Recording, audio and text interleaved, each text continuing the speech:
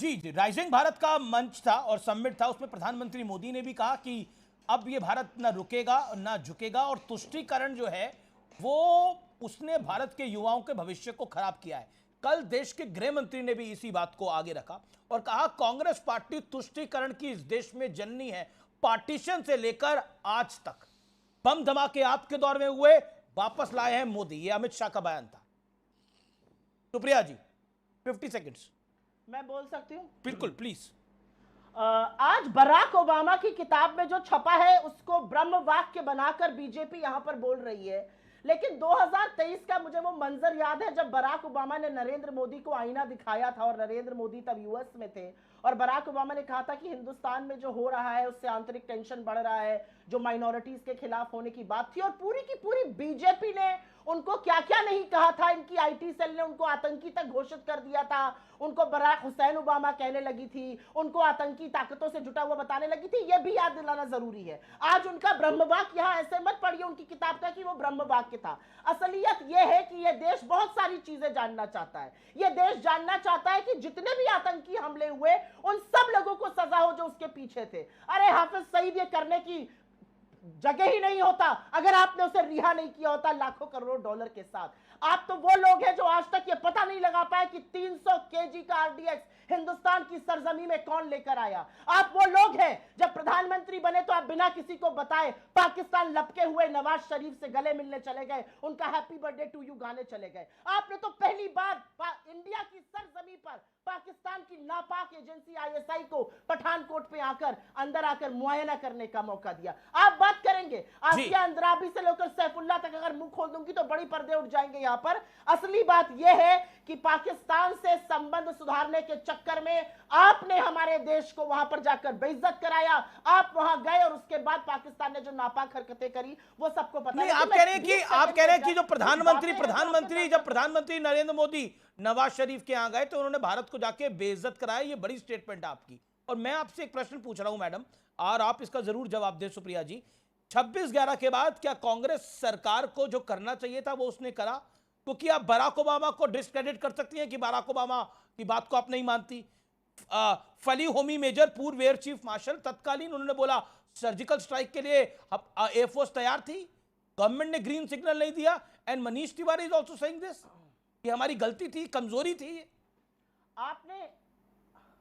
आपको मेरे स्टेटमेंट में बड़ा स्टेटमेंट दिखा, लेकिन जो बीजेपी के प्रवक्ता ने हमारी सरकार के लिए किया उसमें बड़ा स्टेटमेंट नहीं दिखा। मैं तो पूछना चाहती हूं, चलिए हमने सारी गलतियां कर दी, ये रामदूत बनकर आए थे, ये क्यों गए पाकिस्तान? इन्होंने पाकिस्तान से संबंध क्यों रखे? ठीक है सुधांशु, इन्होंने नवाज शरीफ को अपनी स्वेरिंग इन सेरेमनी में क्यों बिना सबको बताए पाकिस्तान गए? और एक मिनट, आपने मुझसे सवाल पूछा, उसका जवाब सुन लीजिए क्योंकि जवाब इस देश को जानना जरूरी है। 2008 नवंबर में ये वाला हमला हुआ, और असलियत ये थी कि 2008 नवंबर के दौरान ये पूरी दुनिया एक बड़े इकोनॉमिक डिप्रेशन से गुजर रही थी। असलियत ये थी कि चिदंबरम जी के होम मिनिस्टर बनने के 2 दिन बाद, वो इस घटना के बाद होम मिनिस्टर नियुक्त किए गए थे, 2 दिन बाद Condoleezza Rice defence secretary of United States India आई और उन्होंने कहा कि हम पूरी ताकत से आपको इसमें समर्थन करेंगे, और दुनिया उससे गुजर रही है और हम चाहते हैं कि इसको हम लोग सुलझाए मामले को। लेकिन उसके बावजूद इंडिया ने यह मामला ऐसे नहीं छोड़ा, और ये 20 सेकंड का टाइम लेकर आपको कुछ चीजें बताना चाहती हूं। 11 नवंबर 2009, 1 साल के अंदर एनआईए ने केस दर्ज किया David Coleman Headley, Tahawwur Rana और तमाम उन लोगों के खिलाफ। असलियत यह है कि 2009 में एफबीआई ने तैमूर राणा को अरेस्ट किया जो कनाडा की नागरिकता लेकर बैठा हुआ था। असलियत यह भी है कि उसको शिकागो के कोर्ट ने 2011 में रिहा कर दिया 26/11 पर, लेकिन बाकी मामलों में सजा सुनाई, और तब हमारी एजेंसीज ने, तब हमारे तत्कालीन विदेश मंत्री आप कह रही है कि कॉन्डोलीजा राइस आई यहां पर 26/11 के हमले के बाद, वो उसके 2 दिन बाद यहां पर थी, और चिदंबरम साहब नए होम मिनिस्टर बने थे, तो कॉन्डोलीजा राइस ने बोला कि अभी हमला नहीं करना चाहिए। You are trying to say this? Condoleezza Rice ने डिक्टेट करी अपनी टर्म कि आप हमला नहीं करेंगे। No Amish ji, don't do that with me. I did not say that. Don't interpret. I am asking you. There is a reason why we never used to come to your show. Don't say that. But I'm asking you, ma'am. काम मत करिए please. मैं बिल्कुल नहीं कर रहा, सवाल पूछ रहा हूं। ये बहुत सेंसिटिव इश्यूज हैं। मैंने मत करिए ये, आप ये काम मत करिए। मेरी बात मैं फिर से दोहराती हूँ, मैं ये कहना चाह रही हूं कि उस दौरान दुनिया की क्या स्थिति थी और इंडिया ने जो किया वो बिल्कुल सही किया। हमने एक फुल प्रूफ केस बनाया, हमारी एजेंसीज लगातार लगी रही, हमने कूटनीति में झपिया पपिया नहीं करी, लेकिन कूटनीतिक तरीके से किया और आज उसका फायदा हुआ कि तब ओके जवाब सुधांशु त्रिवेदी। ज्यादा खुशी होती अगर डेविड कोलमन हेडली को हम सुधांशु जी अब आप he has a right to Sudhanshu Trivedi. जिस दिन पुलवामा के हमारे जितने जवानों की शहादत हुई उनको घसीट कर हिंदुस्तान लाया जाएगा, उसके मुझे ज्यादा खुशी होगी। ठीक है Supriya ji you made your point, Supriya ji you made your point, Sudhanshu ji make your point. Okay let BJP MP respond. Okay देखिए, आज एक रहस्य उद्घाटन हुआ। कहते कहते सुप्रिया जी के मुंह से बात निकल गई कि अमेरिका का हस्तक्षेप हुआ, इसलिए उन्होंने कार्रवाई नहीं की। अब इसमें कोई बचाव की गुंजाइश नहीं, और मैं तो इसके लिए सबसे ज्यादा क्रेडिट देना चाहूंगा शहीद तुकाराम ओमले को, जो मुंबई पुलिस के वो सिपाही थे जिन्होंने अजमल आमिर कसाब को जिंदा पकड़ लिया था।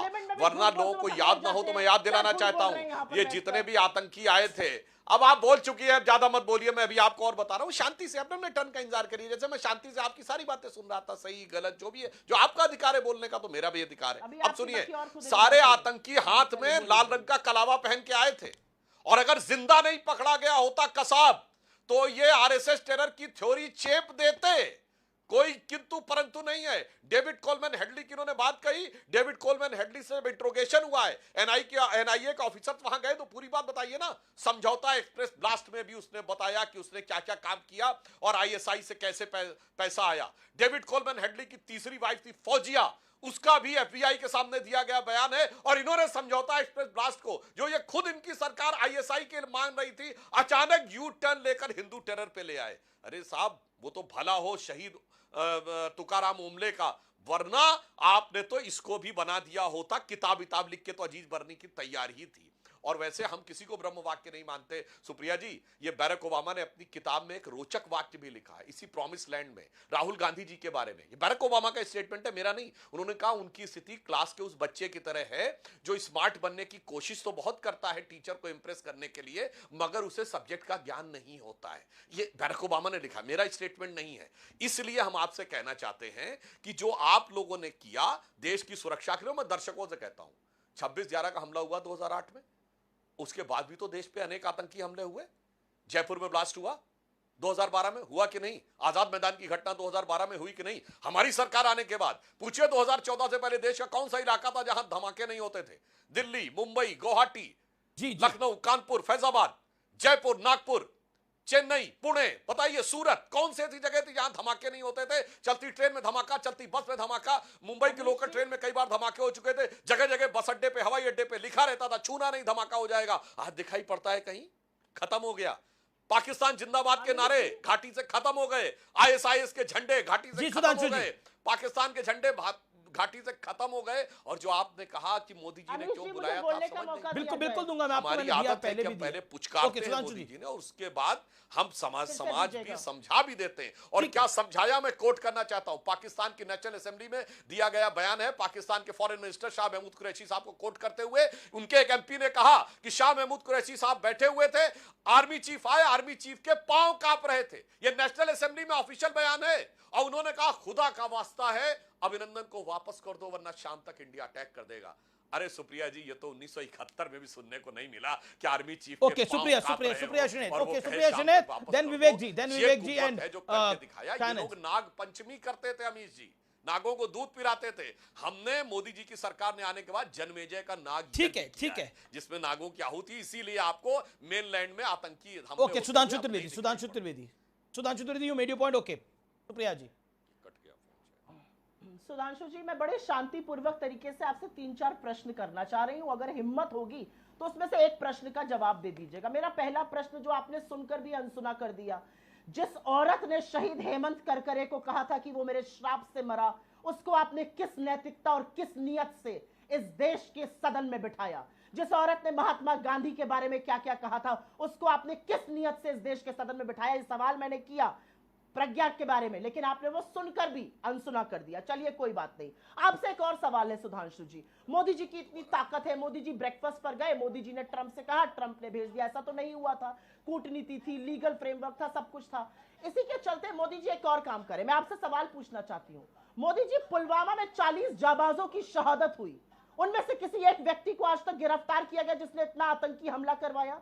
चीन में हमारे 20 जाबाजों की शहादत हुई, $100 बिलियन का ट्रेड डेफिसिट है आज चाइना से, और विदेश मंत्री कहते हैं वो बड़ी इकोनॉमी है, हम छोटी इकोनॉमी है, और केक काटते हैं चाइनीज एम्बेसडर के साथ। क्यों ऐसा करते हैं? एक और सवाल है आपसे, आप बड़ी बड़ी बातें कर रहे हैं ना, मोदी जी के अंदर इतनी ताकत है, अगर उनकी नीयत इतनी साफ है तो टैरिफ पर क्यों नहीं कर रहे हैं? मोदी जी की नीयत इतनी साफ है तो हिंदुस्तानियों को हथकड़ी लगाकर क्यों लाया जा रहा है? मोदी जी की नीयत अगर इतनी साफ है तो मैं जानना चाहती हूं कि बीजेपी की आईटी सेल का ध्रुव सक्सेना आईएसआई की मुखबिरी क्यों करता था? मोदी जी की नीयत इतनी साफ है तो तारिक अहमद मीर जो उनके मंच पर था वो हिजबुल मुजाहिदीन में कैसे शामिल था? जो तालिब हुसैन शाह आतंकी था वो आपकी आईटी सेल का अध्यक्ष कैसे था जम्मू कश्मीर में? सैफुल्लाह को टिकट आपने दी, आसिया अंद्राबी पाकिस्तान जिंदाबाद के नारे लगाती है, उसको बेटी बचाओ बेटी पढ़ाओ का आपने फेस बनाया। आपको नहीं लगता आपने ये सब गलत किया? और एक अंतिम सवाल का जवाब दे दीजिए, 2008 का हमला तो हो चुका था ना, देश वो आघात झेल चुका था ना, आप क्यों गए पाकिस्तान? आप क्यों जाके नवाज शरीफ का हैप्पी बर्थडे टू यू मना रहे थे? आपने क्यों आईएसआई को पठानकोट आने दिया? आपने क्यों उनको अपनी स्वेरिंग इन सेरेमनी में बुलाया? ये सारी बातें भी जवाब सुधांशु जो जरूर जानना चाहता है मुझे, एक मिनट, एक सवाल जो देश जरूर जानना चाहता है वो ये है, सब कुछ अगर मोदी जी कर सकते हैं तो मणिपुर क्यों नहीं जा सकते हैं? इस देश का हिस्सा है। सुधांशु जवाब 2-3 सवाल पूछे गए हैं। सुधांशु जवाब, विवेक मैं आपके पास आ रहा हूं, आप अभी तक बोले नहीं है, मुझे पता है। ओके सुधांशु जी। लगता सुप्रिया जी ने बातों को ध्यान से सुना ही नहीं। मैंने तो कहा था कि जिस समय हेमंत करकरे पे दिग्विजय सिंह ने आरोप लगाया वो सांसद थे, आपने उनको दोबारा संसद में भेजा है, और उस आधार के ऊपर तो शहीद हेमंत करकरे की नौकरी चली जाती है अगर जो बात सही थी, जो दिग्विजय सिंह ने कहा वो सच होता। माफी उनसे मंगवाइए ना, और उनकी सारी शहादत का अपमान, ये ध्यान नहीं आता। गजब का तर्क है भाई। मतलब या आप कहिए आपकी सरकार में ऐसा होता था कि होम मिनिस्ट्री के बाहर के व्यक्ति को भी जानकारियां देने का अधिकार होता था क्या?